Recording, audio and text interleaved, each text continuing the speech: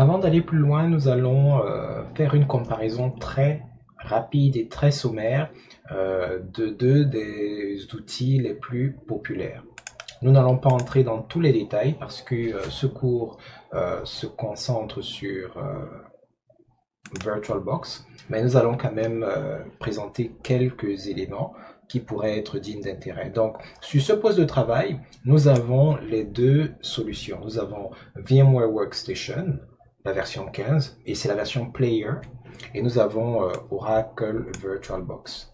Il est important de noter que les approches par rapport à ces deux logiciels sont différentes dans la mesure où ici, c'est un logiciel propriétaire qui, oui, vous offre une version, comment on appelle ça, gratuite, mais qui est vraiment circonscrite à un usage non commercial.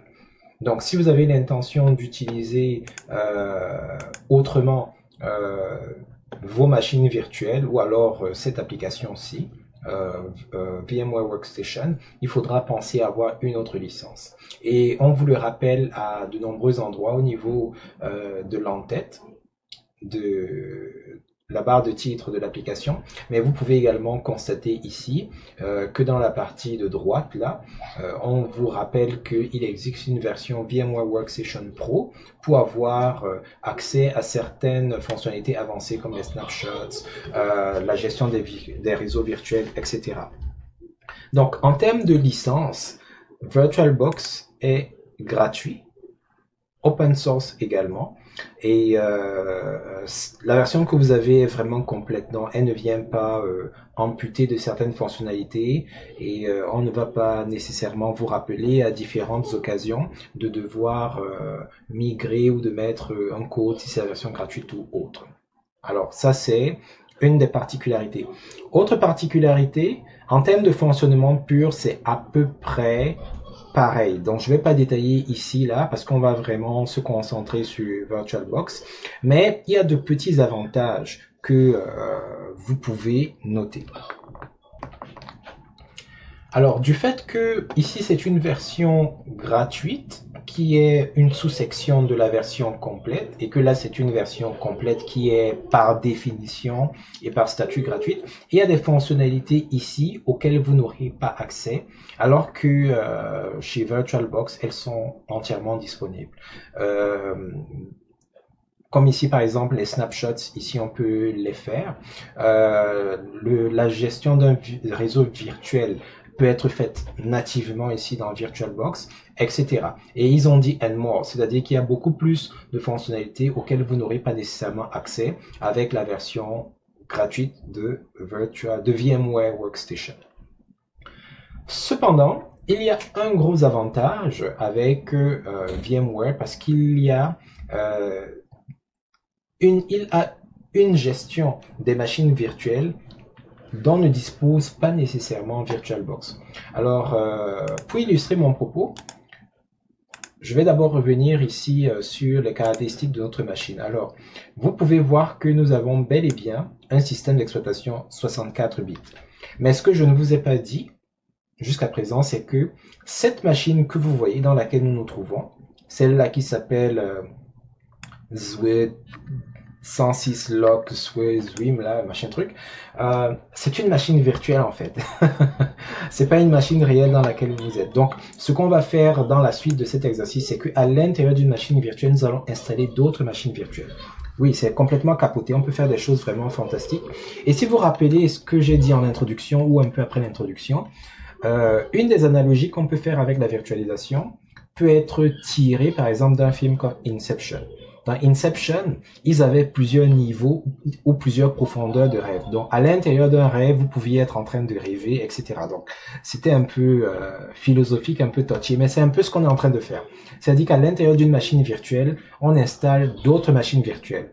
L'objectif n'est pas d'avoir des environnements de production parce que, bien entendu, plus vous allez en profondeur et plus les ressources dont vous disposez sont limitées. Mais, dépendamment des outils de virtualisation dont vous vous servez, certaines choses seront possibles et d'autres pas. Alors, comme nous sommes sur un système 64 bits, en principe, on doit être capable d'installer à l'intérieur de ce système d'autres machines virtuelles 64 bits. Or, rapidement, si j'essaie de créer une nouvelle machine virtuelle, vous allez voir que je suis limité aux versions 32 bits dans VirtualBox. Si j'étais sur une vraie machine physique, il y aurait ici également des versions 64 bits disponibles. Donc, si jamais vous avez installé VirtualBox et que au niveau de la zone version ici, vous ne voyez que des 32 bits, ça peut vouloir dire que votre système est 32 bits.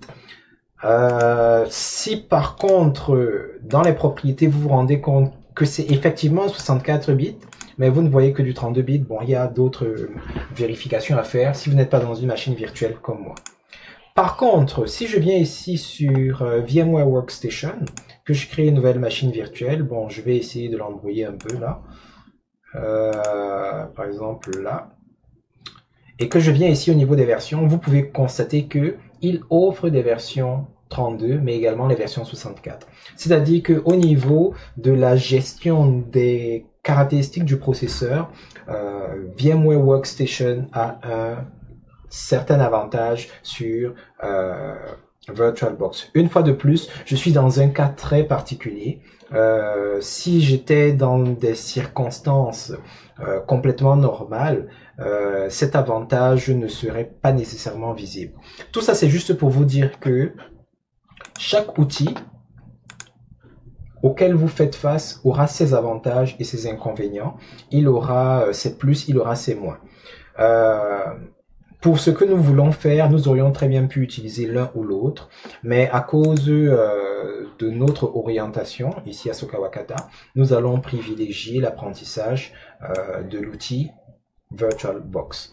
Donc, à partir de maintenant, l'ensemble des modifications ou alors des actions que nous allons faire dans les capsules subséquentes vont être faites sur VirtualBox. Pour votre cas particulier, il faudra essayer d'examiner en profondeur les caractéristiques des différents outils qui sont disponibles et choisissez l'outil qui sera le plus pertinent pour vous.